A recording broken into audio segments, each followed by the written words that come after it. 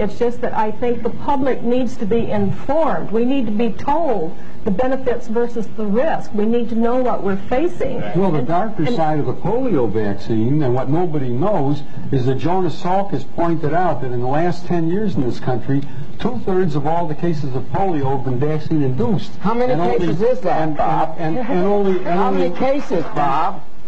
Would you not interrupt me for a second? I know that doctors are used to interrupting patients, but not another doctor. Absolutely, especially another doctor. I think, but let's get. He does make a point that we should also say Sabin is live and live vaccine, and Salk is inactive. Is inactive, as we say in the laboratory. All right. How many was it? They ask. Well, how many people know that the European epidemic of polio, there were about 20 or 30 cases in this country. Now, of course, the American doctors will argue that the reason why polio disappeared in this country was because of the vaccine. But then why did it disappear in Europe in the 1940s and the 1950s without mass vaccination? Why doesn't it occur in the third world where only 10% of the people have ever been immunized against polio or anything else? So, in other words, we may be fighting a tiger that died. That's quite correct. Ask the people in Great Britain. Ask the people in Japan who... Back here. Gentlemen, if you please. I've got probably the smartest audience we've ever had. I have a question. How long a delayed action, if any, would you connect this with, like MS?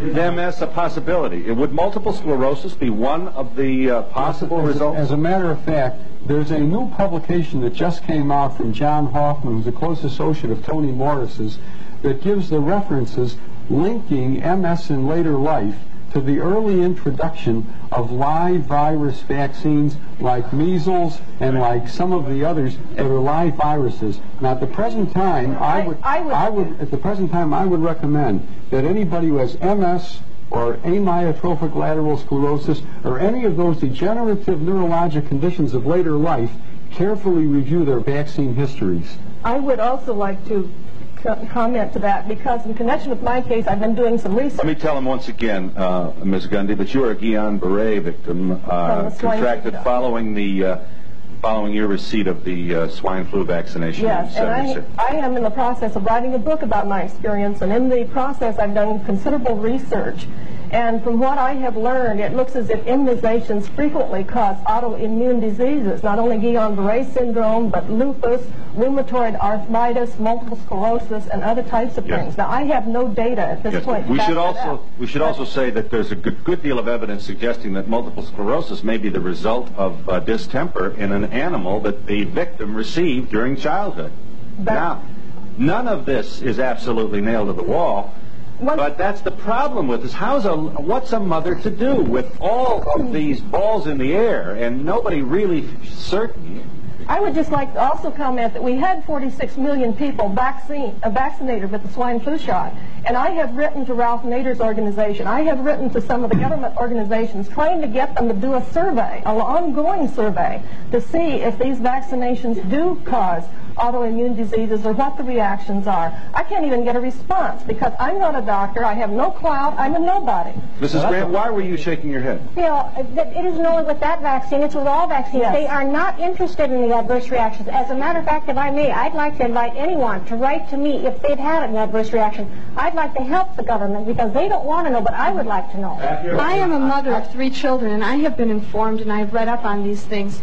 And I chose not to vaccinate my children, but when they get to school, why is it that I have to fight for my rights as a mother and the choice I've made? Let me just quickly, we're long, but that's a very important question. Here are the states in which you either have the totally free decision about whether or not to vaccinate, or we're calling them loophole states, states where they're not going to send your child to solitary if you don't have his card, you know?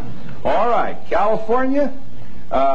Not all children must be immunized in these states. Some require religious reasons. Some places there is a bureaucratic humma-humma you have to go through to prove that you're this or that. And others it's probably easier. So just for the sake of simplifying this, Colorado, Idaho, Indiana, Iowa, Louisiana, Maine, Michigan, Minnesota, Missouri, Montana, Nebraska, North Dakota, Ohio, Oklahoma, Pennsylvania, Rhode Island, Utah, Vermont, Washington, and Wisconsin. If your state is not on there, it means that your child is going to be left at the kindergarten door feeling very, very much an outcast because he didn't get his immunization shots. And we'll be back in a moment.